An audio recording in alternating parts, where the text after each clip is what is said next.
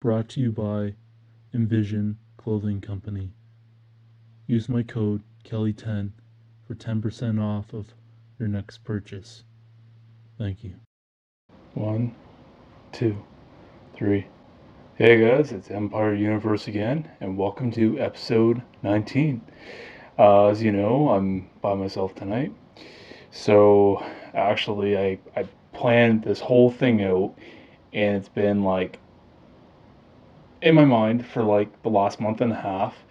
And as you can see, I got my Toronto jersey on, so giving you a hint what I'm all gonna be just laying out for you.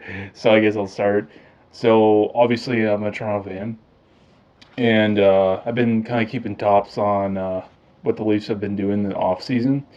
And so I guess I'll just kind of talk about exactly what they've been doing, all the moves and trades and everything that's going on. And I guess I'll just start off with I know I'm going to get to the big one, which I think everybody knows. Anybody that follows hockey and anybody that follows the Leafs, I think you guys know what I'm going to be getting to, but I'll get to that in a second. All right, so with like the off season, so you got like Patrick Marleau who got traded to Carolina Hurricanes for the sixth round 2020 pick, which I don't really feel bad about. I like him. No disrespect to him, but I think like to make up the space for who we all know, to make up the space for him and to get everybody signed, I think it was a really good move, and really good stuff. And I think that was a good move on Duba's part. And then we traded Zaitsev, Brown, and Kirkoni for Cody Ceci and Ben Harper, and then Aaron Lunchuk. I'm not too sure who Ben Harper Lunchuk is. I never really heard of him, but I guess they're also from Ottawa. I'm assuming. So that's what's going on there, and so that was a good deal because I think Zaitsev, he wanted to leave, and I think his time was up. And same with Connor Brown. I think his time was up, and it was time for a change. And so I guess we'll kind of see how CC's gonna do.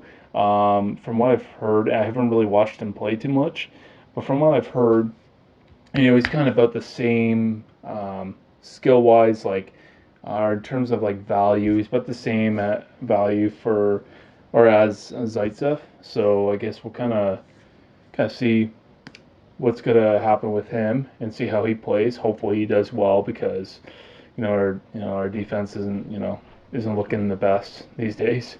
So we'll see what happens there. But then what I really wanted to get to was the big trade. Now I think it's a little bit bittersweet with Nazem Kadri, because with him I think he for a third line guy, for the points that he put up and for the goals that he got, he did really really really well. But the downside is that he I think it was twice this year and last year. I count me out on that. I'm not 100% sure which year was. From what I heard, it was another year where he lost his shit and he got kicked out of the playoffs with the Bruins. Now I know this year he got kicked out of the whole series, and then obviously Tron didn't get through the second round, so he was already done for the season. But I think he was a bit of too much of a liability, and I mean, of course, the Bruins capitalized on that, and of course, that's what they wanted. They wanted to get rid of him, and that's what happened. So yeah, so we traded Nazem Kadri, and then Cali Rosen, which I kind of felt bad about that one because I felt like he was actually not too bad of a not a prospect, but not too bad of a guy coming up from the AHL. So I kind of felt bad about that one. But then they trade those two guys, and then I think a third round 2020 pick for Tyson Berry, which is like, oh my god, is awesome. You got Tyson Berry, and then you got Alexander Kerfoot. I'm like, oh my lord. And then the problem is with Barry, and I'll get to the next part. Problem with Barry though, we only got him for 1 freaking year. That sucks. And now that he wants to get signed, I think 8 million for so many years. Part of it, I don't feel bad for him asking for that, but at the same time, we got to get Nylander signed. So I think I'd rather see Nylander get signed. And now I'm probably going to get crap for that because a lot of people, we need to make sure we have a good D, not just for this year, but in the next whatever years that Tyson Berry signed for. I mean, of course, not one player makes up a team, but it does help if you got one really, really good defense out there or a couple of good solid defensemen out there. So yeah, anyway, and then of course with Alexander Kerfoot, he'll be a good replacement for Nazem Kadri. Like I think if they just had a one player deal, I think that would have been a great sign, or not a great sign, but that would have been a great trade with Kerfoot and with Kadri.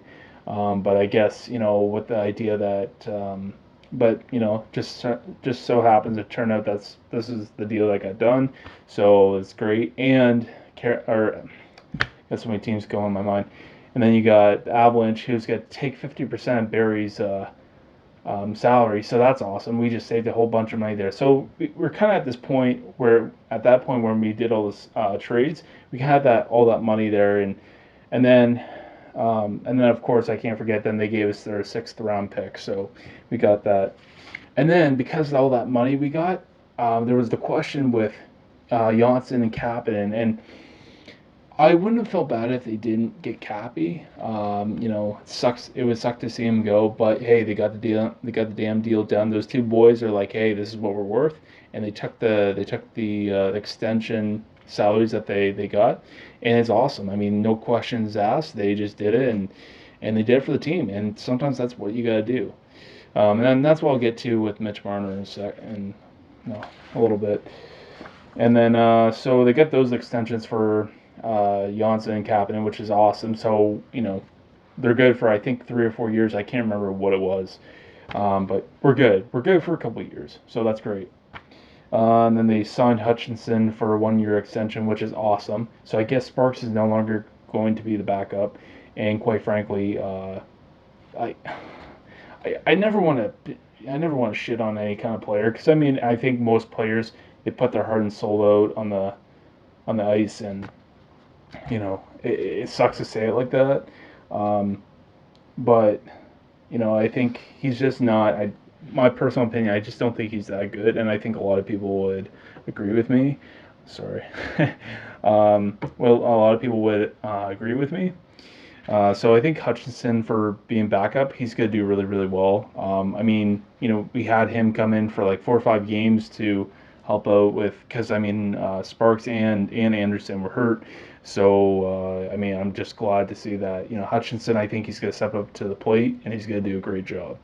So I mean, if he doesn't, then I don't know what we're going to do. But I think Hutchinson, I think he's going to do. He'll do right. He'll do all right for backup. I don't know if he would have been as good as um, what's that guy? He was a backup not last year, but the year before, or not last season, but the season before. McElhinney, or if that's how you say his last name, McElhinney.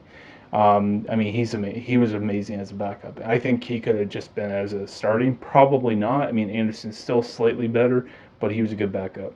So I mean, with all these trades and everything, it's all great. I just don't know, what's gonna happen. Now I know that they. Oh, and then as well they also got Spezza from Dallas, and I don't know.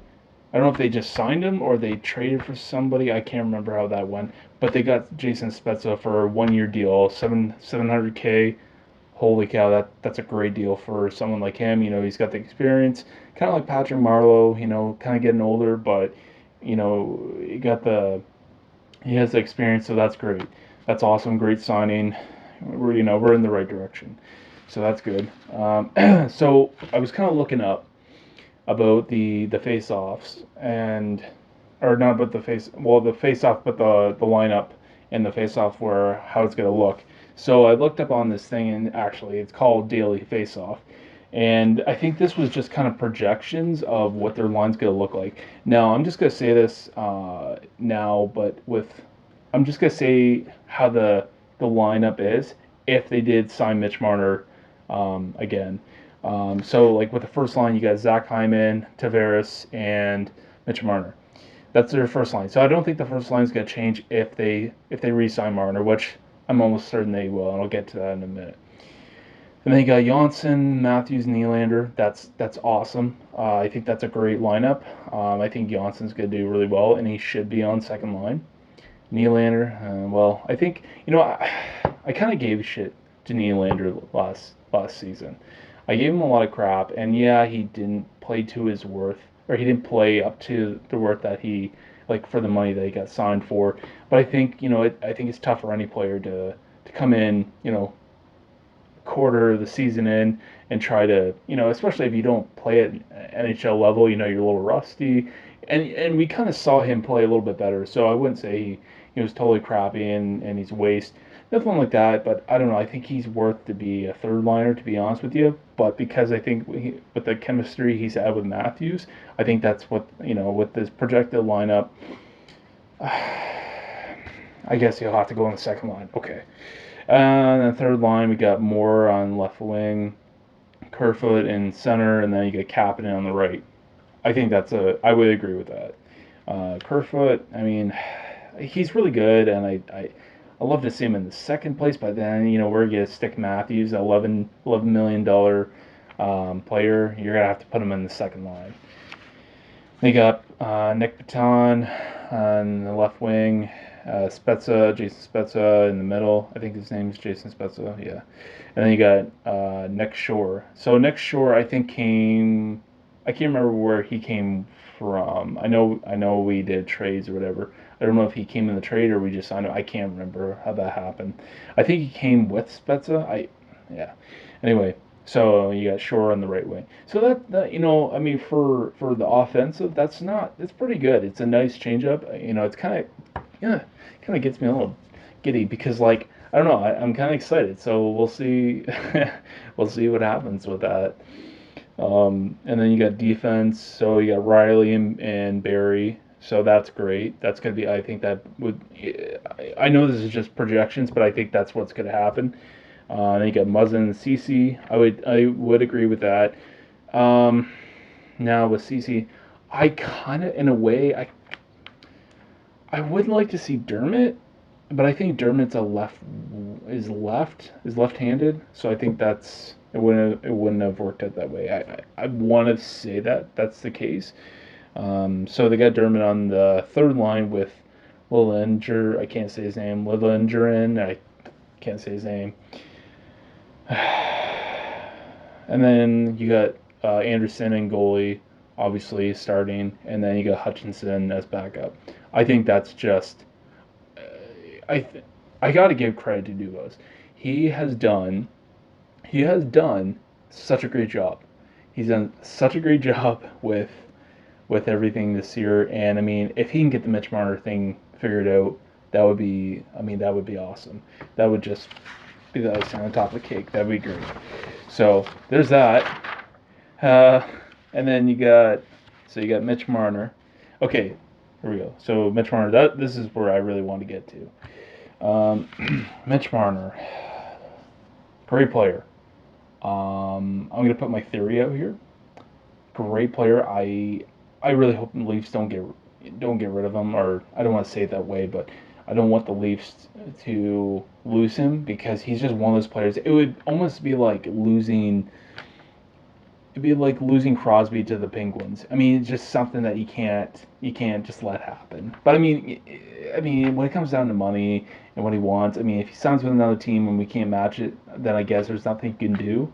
But then at least we get 4 first round picks and we got all that salary space, cap space, and then we have that money, and we probably would re-sign Barry then because at least we got him locked in for so many years, and he's a great defenseman. And that's what we need.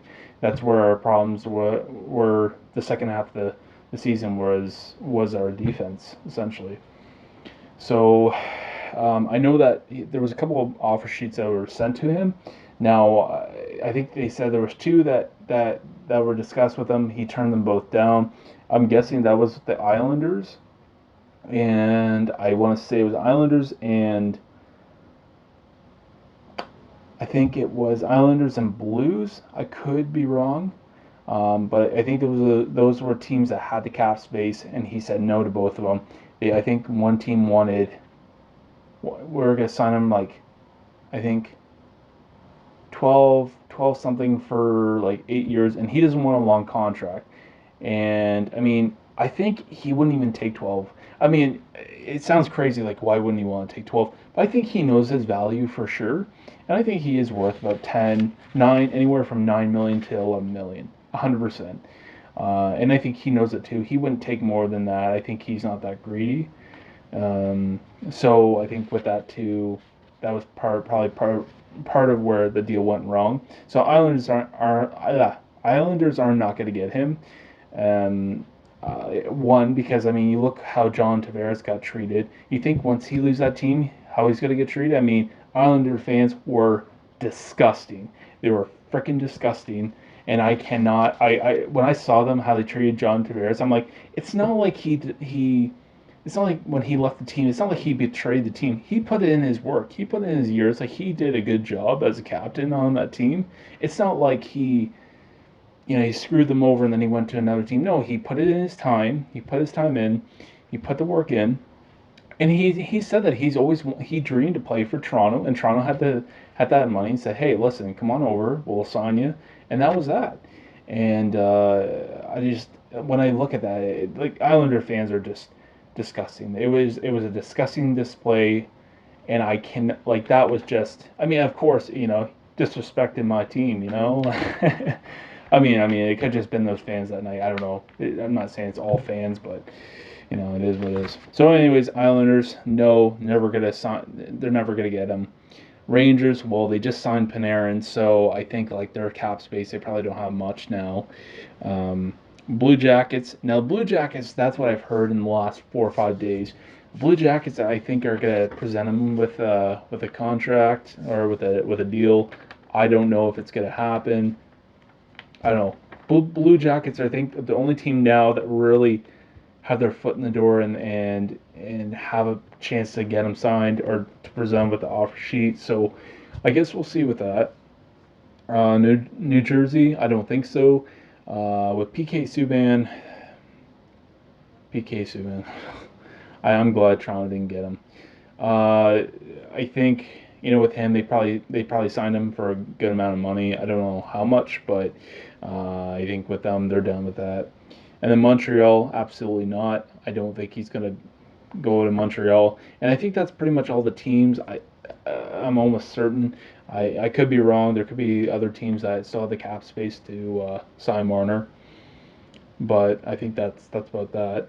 So, in conclusion, I don't think Mitch Marner is going to sign any offer sheet. And if he does, I think the Leafs will match it, no problem. They'll sign. They're going to trade Nylander, or they're going to sell Nylander.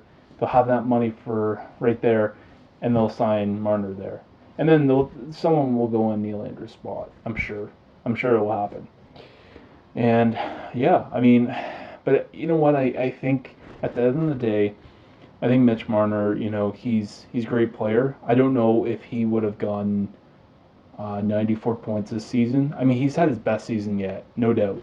I don't know if he would have gotten 94 points if it wasn't for Tavares. If he was on the line with Tavares and Hyman, I don't know. It's really uncertain. I don't know if he would have gotten the same points as if he was on a line with this team or that team or that team. But there's no doubt that he's a superstar. And that would really suck to see Toronto lose a superstar. I mean, of course, they got Matthews, they got Tavares, they got this guy and this guy, of course. But at the end of the day, like, Mitch Marner, I think, out of all, I think he's the best player on the team, 100%. Yeah, he didn't have the most goals, but then again, I mean, Tavares, I wasn't surprised that Tavares got probably the most goals on the team. I wasn't surprised there, but I mean, he should. I mean, he's he's been in the game for a long time, and or longer than Marner has anyway. And but I mean, Marner, in terms of a whole player, I think is the best player on the team. 100%. And I think that's why this negotiations is getting so crazy, is because with what he thinks he's worth, and then he's got dad blabbing his ear, and then he's got his manager blabbing his other ear, and saying how freaking great of a, you're a star, blah blah blah. Which like I said, I think that, he's I think he is worth not from 9 to 11 million. I think that if the Leafs sign him for 4 years, 4 years at 9.5 million, I think that's worth that. I think that is great because they could say, okay, listen, Mitch, okay, we know you want, we want the money that Matthews resigned for, which I think was about 11 million. Okay, so we right now we can sign you for 4 years at 9.5 million. That's still pretty high. But you're young. You got 4 years. What? Who knows what could happen after 4 years, Mitch? After 4 years, you come back to him and say, okay, listen, you still want to be on the team, great. Now we have more of the cap space. Yes, you know what?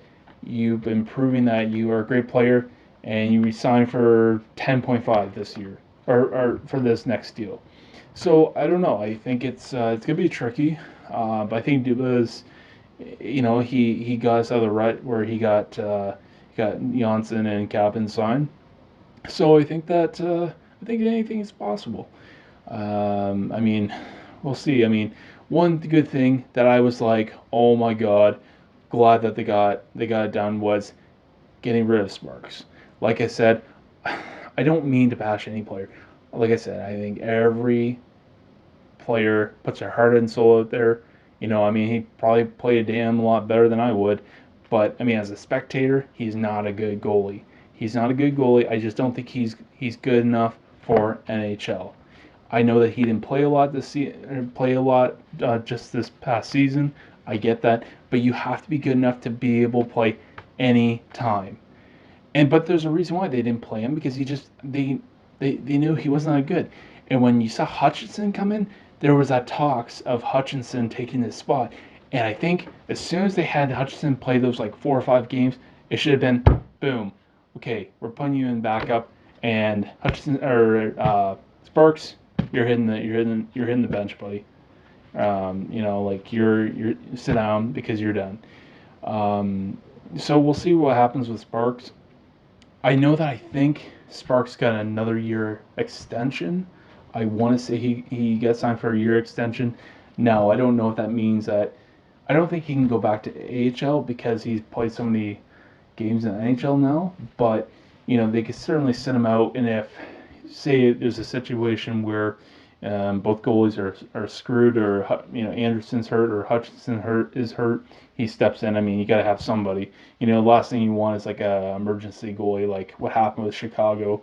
They had their equipment manager, someone like, I think his name was Foster or whatever. He went in and played like the last, like, I don't know, like 5 to 10 minutes of the game. That's the last thing you want it to happen, especially with the Leafs, especially how their defense was. Oh, jeez. But yeah, we'll see what happens. I'm really excited about the Leafs next season. I mean, we're already in the middle, halfway in the middle of July, so I think hopefully, we'll get a sense of what's gonna happen with Marner. I'm really hoping they get the deal done soon.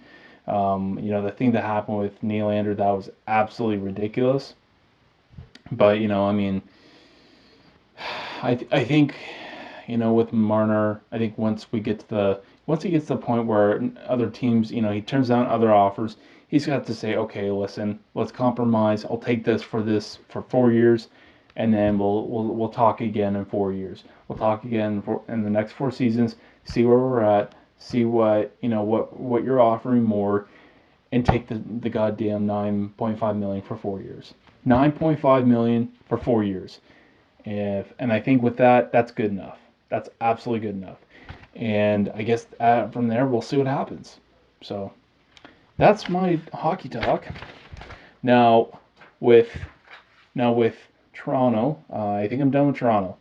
I think I'm done with Toronto in terms of the whole NHL business. I think there's been a lot of really great deals. I mean, New Jersey Devils have been in trouble, and now they finally got PK Subban on defense, so that's kind of good. But I think like they're still looking for a player to play with like Hall and another fellow on the team. So we'll see what happens there. And then you got, I think, Edmonton. They got a goalie from Panthers, maybe. I could be wrong.